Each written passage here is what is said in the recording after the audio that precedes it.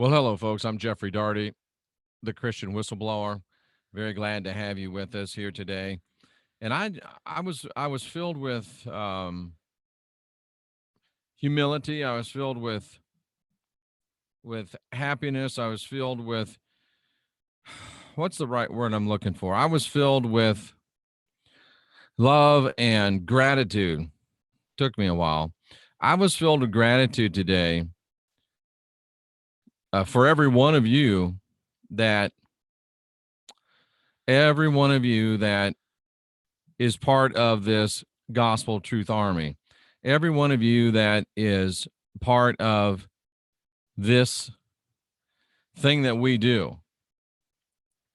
And it happened in the post office, believe it or not, that same post office where I went the other night and we did our Clearwater Ghost Walk. And we will go back where people say you got to go back and talk to Constance. You got to go back and find out what's going on with Willard, and rest assured we're going to do that. But I was in there today, and Doug, the great postal clerk, and I'm not trying to demean his position. I don't know what they're called. And he was there, and he said to me, well, hey, listen, it's how you doing? Of course, I said, I'm great. He goes, well, it's Friday. Happy Friday. I'm like, is it really Friday?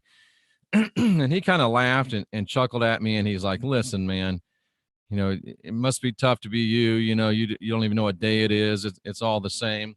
And when he said that, I remembered that I really am living my dream. I'm living my life. I'm fulfilling my basic purpose. And it's you folks that make that possible. We're in this together, and without you, there's no this. So I really appreciate you. And I feel, compelled to give you thanks from the bottom of my heart for that. And I feel compelled to remind you of how important what we're doing is. Now, I'm not saying that everybody's YouTube show isn't important, and then I just said, which kind of cancels out everything I said prior to that. I'm not saying that everyone's YouTube show isn't important. And I just want you to know that I think that this YouTube show and channel is especially important. I think that the things that we talk about, and we're going to start getting into it today and probably the rest of this week and much more time, the things that we talk about here are things that are at the core of the things that other people talk about. The things that we talk about here are the very seeds of the conspiracy culture that engulfs us today. It really is. And the things that we talk about are the base things that you've got to see. A lot of people talk about what's going on in front of the curtain. A lot of people talk about the man behind the curtain, but we talk about what's behind the man behind the curtain. And that's one of the most, in my opinion, important things for the world to know. And I believe this is the most important channel on YouTube. I believe it's the most important message that is being delivered today. And thank you for those of you that are agreeing. And let's face it, if I didn't think that, then why would I be here? If I didn't think that, you wouldn't be here. If I didn't think that, you'd be doing something else because it wouldn't be important. Hello, Mazden. So I said all that to say that I have the feeling that we're breaking through to another level. I get the feeling that we're about to step it up to a completely new level. I'm coming to you again in a fasted condition, and as I fast, it continues to amaze me. I know it's the MYSTECH bands partially, and the fasting also helps because it helps focus. It helps drop away the silliness, drop away the foolishness. And as I fast, I continue to be brought into more earth-shattering type of information. Some say it's a download. Some say, you're being a direct connection to the divine, whatever you call it. It's rather spectacular, and I'm very, very humbled and happy to be recipient of it. And I just want to let you know that you better get in, sit down, fasten your safety belt, keep your hands and arms inside the vehicle, at all times. Take a deep breath because we're about to blast off, ladies and gentlemen. This past Wednesday, we went on worldwide shortwave radio. We had the the rise of the consequential rapscallions last night. If you did not watch that program, I would highly implore you to take a look because it was really, really good stuff. But today I want to talk about something that's kind of, I guess it's really at the core of my message. And when I started this, I don't know, 6-7 years ago, I started this thing and wasn't very good at it. Wasn't very linear at it. Didn't really know. If I'd have known then what I know now, we'd be jockeying with Rex. And I say that with all love and respect, because Rex, I'll say it, Rex is my YouTube mentor, and I want to be, some say they want to be like Mike. I want to be like Rex. So I know our messages are way different, but I like the way he does things, and we're trying to get to his level, obviously. But I'm not sure why I said that. But we're at a place where we're going to another level. We're at a place where we're bringing what's not only an interesting message, not only an entertaining message, but an absolutely vital message. And today, as we start, we're going to begin to realize that what we talk about, this fear and guilt control matrix of big time Christianity, it really was the first great conspiracy. And it was the testing grounds. It was the proving grounds of the culture of conspiracy under which we live today. The fear and guilt control matrix was talking about, the fear and guilt control matrix was the blueprint for the takeover and domination of humanity by the powers that be, the ubiquitous they, the New World Order. And we're going to start to look at the genesis, pun intended, the beginning of what happened. And a lot of it started when Paul killed James. Now, that sounds like complete foolishness to most of you. If you're watching on Periscope, you're watching on Facebook, you're watching on Twitter, sounds like foolishness to you. You're watching on YouTube, it sounds like foolishness to much of you, because not only has the narrative been crafted, we are leveling up. Not only has the narrative been crafted so that you think it's ridiculous, you've also been programmed, led, guided, and directed to not care. And if you did care, to not be able to put the pieces together, because the pieces have been jumbled, changed, hidden, suppressed, oppressed, depressed, and regressed. And I know I say this and some people don't like me to say it, but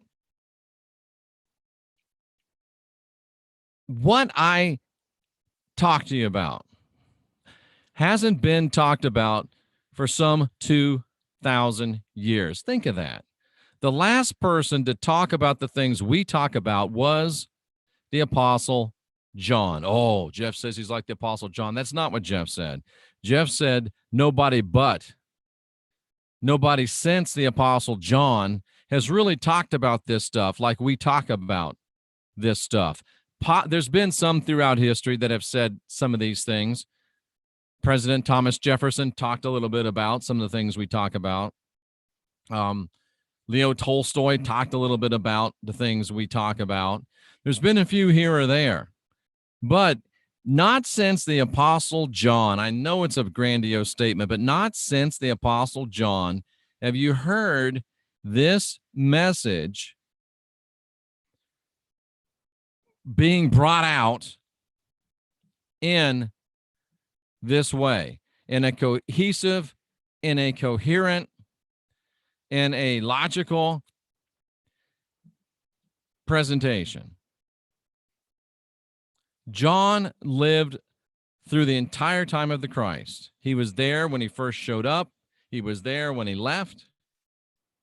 And John waited 40 years after Paul was done scribbling, 60 years after the rest of the apostles were done writing. And John wrote down what he thought were the most important things of that last 100 years. Think of that. John sat back and said, I'm about to die. Let me write what the most important things I've learned in my 70 years hanging out with the Christ. And I wrote a book about this called The Final Message of the Last Apostle. If you don't get it, you should have it. If you don't have it, you should get it.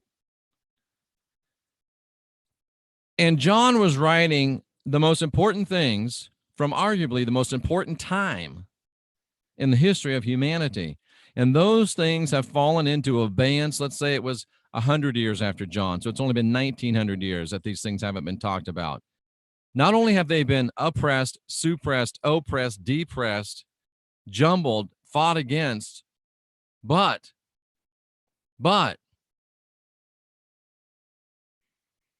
they've been forgotten. That's why when we start talking about these things, we get a lot of flack. But somebody said it, and I know from being in the Air Force, you only take flack when you're over the target. But at any rate, this is important stuff. I hope you'll keep listening. And the fact that, and our thoughts are with you, Beth, and the fact that, and sometimes the fact that you lose your shitty job is the catalyst to what sets you off to the next level. I'll just say that. I felt like I should say that. And it's too dark in here. I got it on Scotty Roberts settings. But we've got to understand what really happened, what's really happening in this world today. We have to understand what really happened in the New Testament. And to understand what really happened in the New Testament, we've got to understand what really happened in the New Testament. You've got to understand first and foremost that the Israelites, the Jews, the city of Jerusalem, the region of Judea were living under military occupation. And that's one of the blessings of our life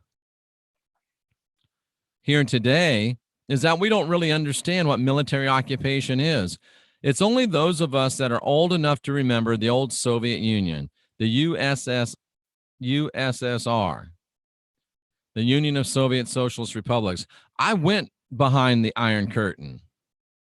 Yes, IOX, I think that he was the beginning of the crafting of this New World Order, Paul was. And I saw what it was firsthand, and it was military occupation. It wasn't just like life as usual, and there happened to be the Romans in charge of the king.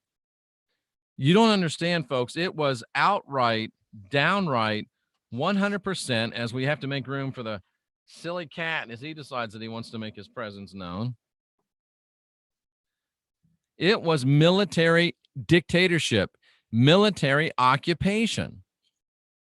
There were soldiers on the streets. There were these people called censors that read every single document that was published by anyone and everyone in Jerusalem. They read it, they vetted it, they edited it, they approved it, and then it got published, and it didn't get published until then. And if you were writing things that were considered subversive to the Roman Empire, at the very least, you were going to get beaten. At the very most, your head was going to come away from your shoulders. So when you read the New Testament, you've got to realize, number one, that it was written under military occupation. You've got to realize, number two, that it was vetted, edited, and approved by the Roman Empire. And you got to understand, number three, that what was written had to be able to pass through the Roman censors and get to the people. Had to. So there are times in the New Testament when it is somewhat encoded. Now, I'm not talking about a Bible code. I'm not talking about gematria really today, even though there's some of that. I'm just talking about writing in a way that's kind of wink, wink, wink, wink. Why can't I wink? Wink, wink. It's writing in a way that's wink, wink. It's writing in a way that's nudge, nudge. It's writing in a way that says, hey, pay attention to this. Something's odd. Look at this. So as you read the New Testament, you have to keep in mind that, first of all, 80% of it's dung. There's only 20% of it that's diamond. Tolstoy said that. Jefferson said that. I think John said that. And I certainly say that. And even that 20%, ladies and gentlemen, is slightly encoded. You can't be of a microwave mindset if you want to really understand the New Testament. You can't be of a lazy mindset. If you're a gamer, you have to take the mindset of a gamer when you look at the New Testament. What do you mean? Well, if you're a gamer, and I don't know anything about this because I only have played a little bit, and I was dating a person for a while that was a big gamer, so I used to watch some of the games and play a little bit. I was terrible at it, didn't like it, made me seasick. But anyway, you got to look for clues, and there's little things here that, what's that doing there? You go over it, and, oh, it's a gun, it's lives, it's bullets, it's whatever. So there's a lot of stuff that doesn't just jump out at you. You've got to be, I make the analogy of an archaeologist sometimes. And I have 2 years of that at a collegiate level, but I'm nobody's archaeologist. But you don't stumble. They didn't find the tomb of Tutankhamun because they tripped over it in 2 inches of dirt, sand. They had to dig. They had to look. They had to notice. They had to, brush it off. They had to take pictures of it. It's work. So you've got to start reading the New Testament in a way of a spiritual archaeologist. And you've got to understand sometimes that glaring errors are made to put your attention on them. And you've got to recognize that there are some episodes of linguistic legerdemain, and I'll show you what I'm talking about. And this is the only way that you'll ever be able to decode the true message of the New Testament. And this is the only way that you'll be able to decode and completely comprehend the entirety of the fear and guilt control matrix that's been and is being and has continued to be foisted upon you. You'll never get free unless you can get the basics of understanding. Why do you think that Christ said that looking they won't see, hearing they won't listen, reading they won't even understand? Because most people are too lazy, and even most people that aren't lazy are too programmed. Many of you, I get letters every single day that say, Jeff, how can I talk to my family? They can't hear this. Sometimes you just can't talk to your family. I found the best thing to do is just do what you do and wait for them to ask questions. Do the takeaway, ladies and gentlemen. Takeaway is you're not trying to push it. You want to push it on them with everything that's in you. But you lay back and you say, you don't want to know about that. Oh, yeah, we really would like to. I say, no, you don't want to know about that. No, please tell us. You get them to want what you really want to tell them that they don't really want to hear, because you don't want to tell them they want to hear it, but you act like you don't want to tell it, and it makes them want it more. I made millions of dollars off of that takeaway technique, ladies and gentlemen. But it's only manipulative if you use it manipulatively. If you use it in a way to help people, then it's just another tool. But I said all that to get to this, and let's talk about Paul killing James. Paul killed James. Paul killed James. Josephus wrote that Paul killed James in Antiquities. People that read it knew it. There's a great story in the Hindu literature that talks about James and Paul battling in Vimanas and flying around and shooting, energy weapons and things at each other. I don't know if that really happened, but it's in the literature of the people that really care. It's in the literature of the people that are really deep. So let's take a look at what I'm talking about. Let's take a look at how you know the New Testament is encoded, how you look for the signs, how you look for the things that make you say, how you look at the glaring errors. I want to show you how to be an archaeologist of the archaeology of the New Testament, which is really the blueprint for the oppression that we live under today. Paul was one of the original crafters of the fear and guilt control matrix. He was one of the original crafters of David Icke's problem reaction solution paradigm. The playbook of the New World Order, the playbook of the powers that be, it started here, folks. It started here, folks. Not only was it a plan to thwart the message of the Christ, not only was it a plan to solidify the Roman Empire, it was a plan to roll out a system that could maybe not conquer people itself, but a system that could get people to a place where they wouldn't care when they got conquered. So we get to Acts chapter 6, and it says 7 are chosen to serve. You got to remember, this stuff isn't part of the text. It's added in. So basically what's happening here, you can read this. There were a lot of people joining the church, and they were living pretty communally. So they were handing out food and clothes and stuff like that. And the disciples kept getting caught up in the business of who gets what when. Not that there was anything wrong with people having their food and clothing and whatnot dispersed to them. But the disciples said, hey, listen, man, we know this is really important.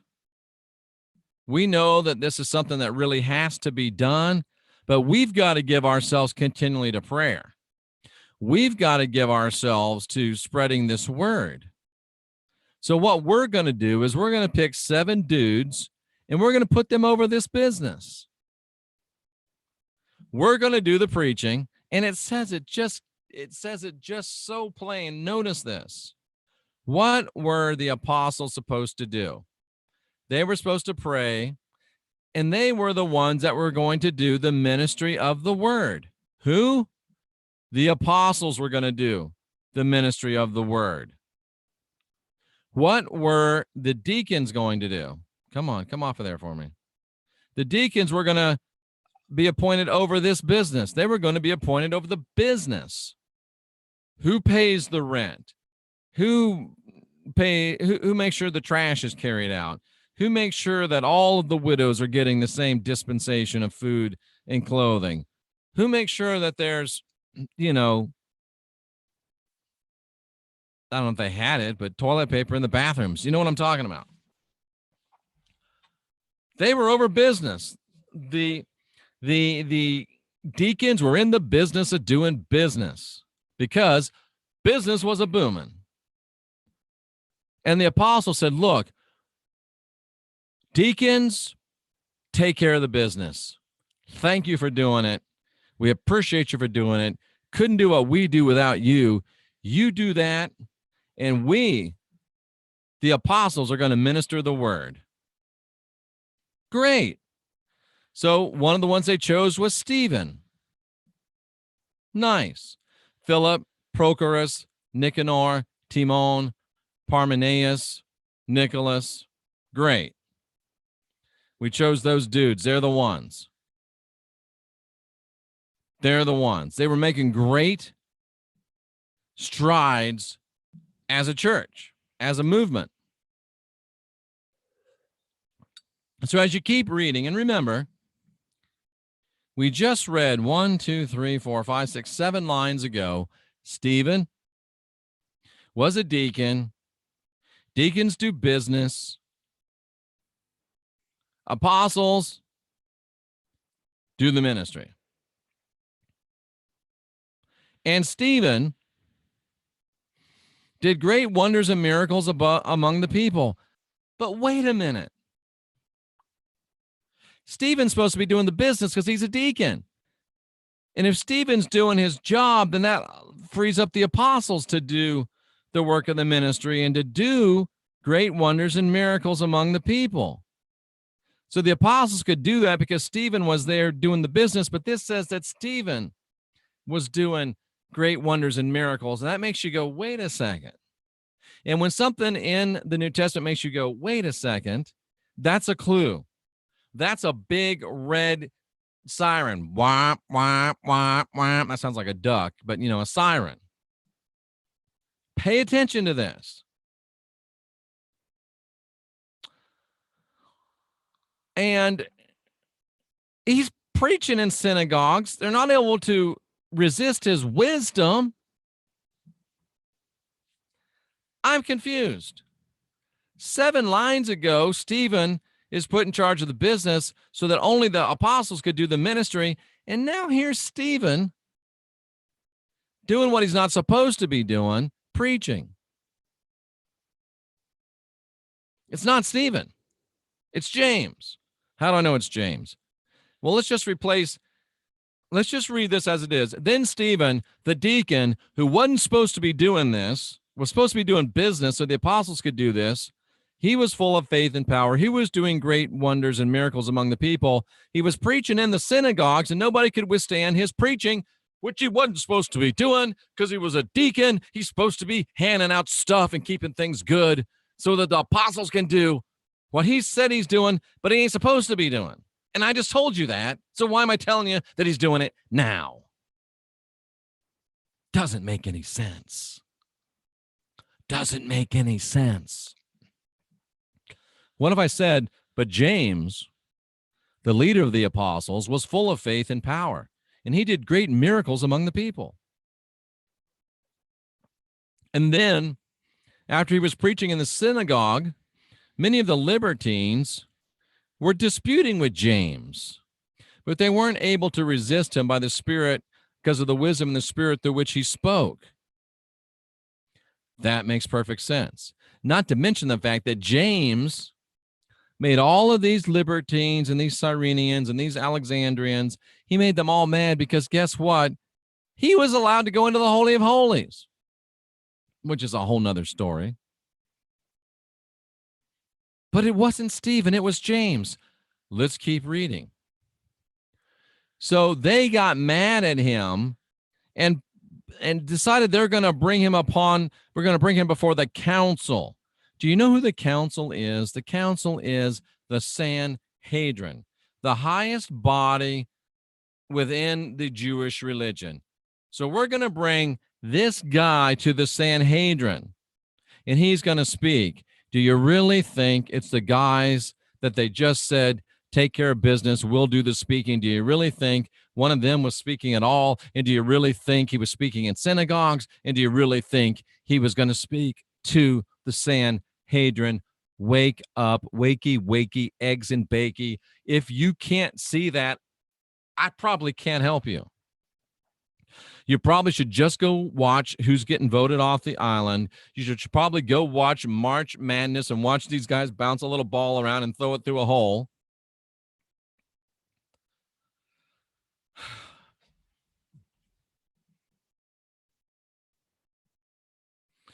And while he spoke to the Sanhedrin, it looked like he had a face of an angel. If the same guy wrote that you're not supposed to speak, and so they would be saying, get down, that's not your job. But if James was doing it and James' face turned into that of an angel, it would be a completely different story. Do you really think Stephen, the deacon, who's not supposed to be doing it, who's supposed to be doing the business to allow the apostles to do this, do you really think he addressed the Sanhedrin? Come on, man. That wasn't dude's job. Wasn't his job. So, but what if it says James addresses the Sanhedrin? Oh, well, that makes sense. Especially if when you read this, you know it was James because you remember this story. But I don't want to blow the surprise.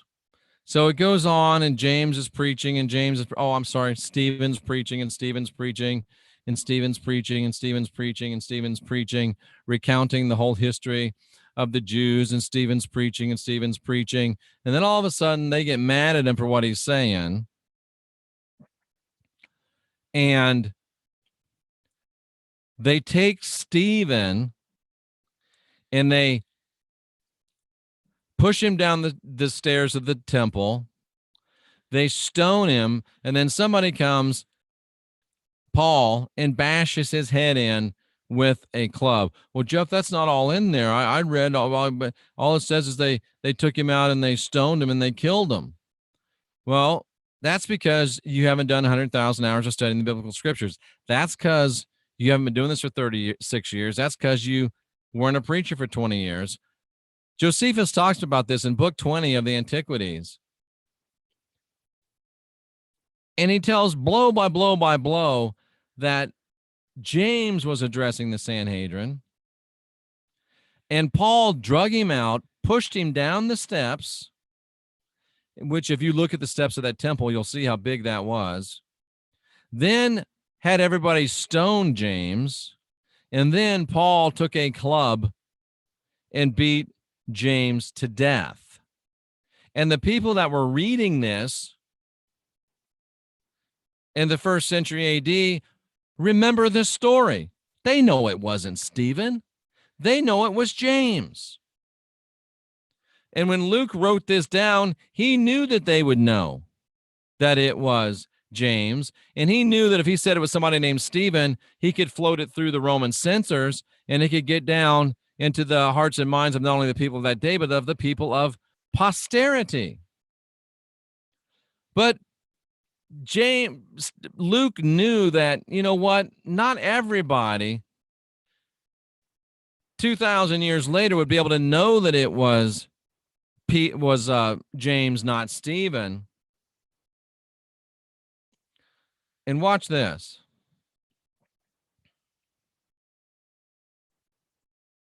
So he gave us some clues.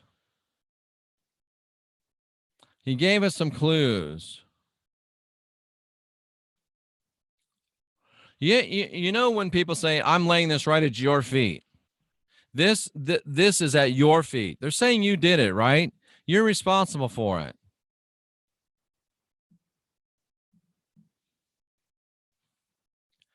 And as they cast him out of the city, they stoned him.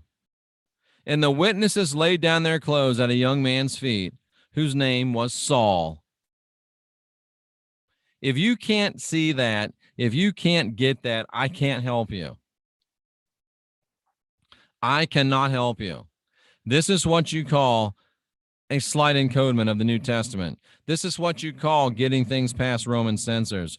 This is what you call, listen, I know you guys saw this. You know it was James. You know it was Saul. But there's going to be people here that read this that weren't there to see it. And they need to know that they can lay the stoning of James at the feet of Saul, who, of course, would become the Apostle Paul. And just in case you missed that one, ladies and gentlemen, and Saul was consenting unto Stephen's death, who was really James. Saul did it. And not only that, Saul began persecuting the church. It makes sense. He killed the leader. Let's go ahead and get rid of the rest of them. And this wasn't before he was converted, ladies and gentlemen. This was after he was converted, quote unquote. I really cannot make it that much more clear for you. I can't make it much more clear than that for you. I'm sorry. Saul kills James. Saul starts killing believers. And then keep reading Acts chapter 9, verse 23. The Jews were trying to kill him. It wasn't the Jews. It was the me's and the you's. It was the people, the original, the people that were following the Christ. They went after Paul to kill him. They laid in wait. They watched the gates day and night to try to kill him.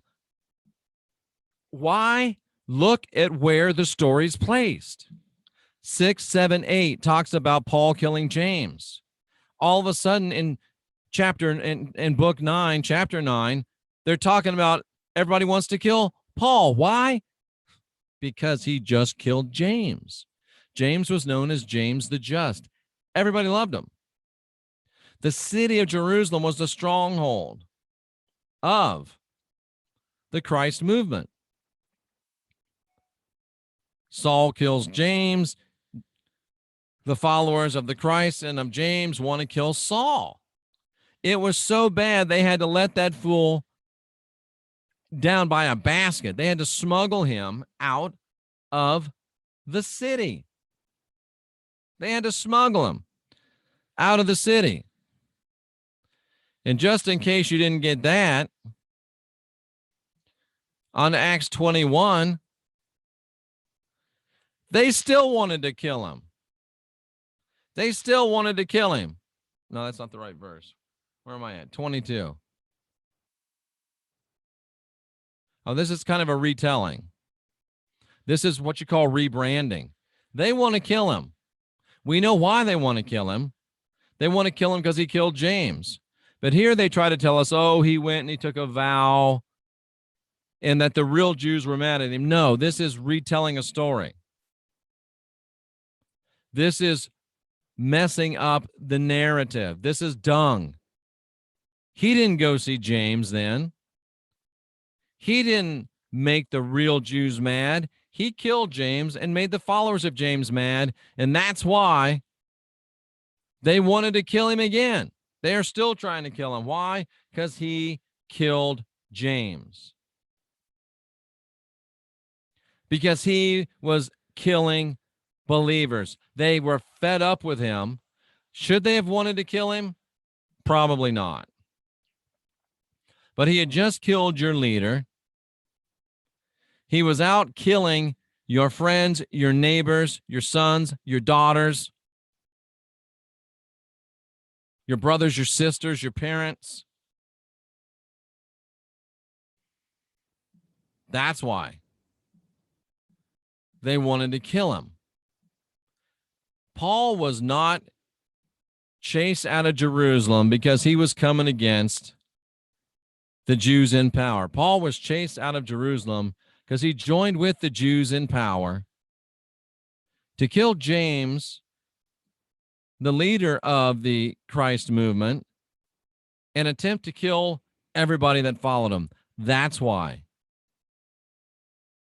he was thrown out of Jerusalem. That's why he was chased out of Jerusalem. You got to learn to read, ladies and gentlemen. You got to learn to read bootleg literature written by patriots that have to pass through enemy censors to get into circulation and have to be plain enough that people 2,000 years down the road can still understand it. And if you can't get it, then you probably can't get it, and you're going to have to go around again. I love you. I appreciate you, but I can't spend a lot of time arguing and fighting and trying to convince you, because if you don't get it, Paul went to Rome when he skipped town. They called him back to Rome. Oh, it's too hot for you there. We know you're a baby. If they get a hold of you and start torturing you, you're going to spill all the beans. Get your little lily white sissy boy butt back to Rome. And they went and they got him. And you remember the story. The actual Roman soldiers came. They had him cornered. They were about to kill this fool. And Roman soldiers grabbed him, saved him from the crowd, and put him on a boat to Rome. Think about that. If you're a Roman soldier and there's a riot among these people trying to beat some dude up, you don't give a rat's you-know-what about this dude. They're just a bunch of Jewish dogs that you're sick of being 1,000 miles away from your home. They'd have let him beat that fool to death. Just don't mess with us. Why would they put themselves, there's probably 25, 30, 40 of them. Why would they put themselves between Paul and a mob? They wouldn't. Let them have that fool. Paul was too dangerous to leave there because they knew he would break, because they knew he was a sissy. So they said, get him out of there. Sent down orders, find that Paul, grab him, arrest him, bring him back here, because he's going to blow the whole thing. That's what really happened. And if you follow the breadcrumbs, if you follow A, B, C, D, E, F, all the way down to Z, it works. If you like Z, B, Q, I, J, K, W, A, Z, B, O, this isn't for YOU. You're not READY, YET. Wow. That's one you're going to have to watch again.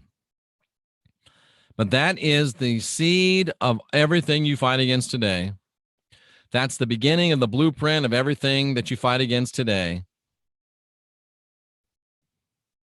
And that's the key to understanding everything that we're fighting against today. That's what's behind the man that's behind the curtain. And we just don't expose the man behind the curtain. We tell you what's behind the man that's behind the curtain. I'm Jeffrey Daugherty, the Christian Whistleblower. This is what you call asking questions and questioning answers. I'm Jeffrey Daugherty, the Christian Whistleblower. You're the Gospel Truth Army. I salute you and encourage you to unindoctrinate yourselves.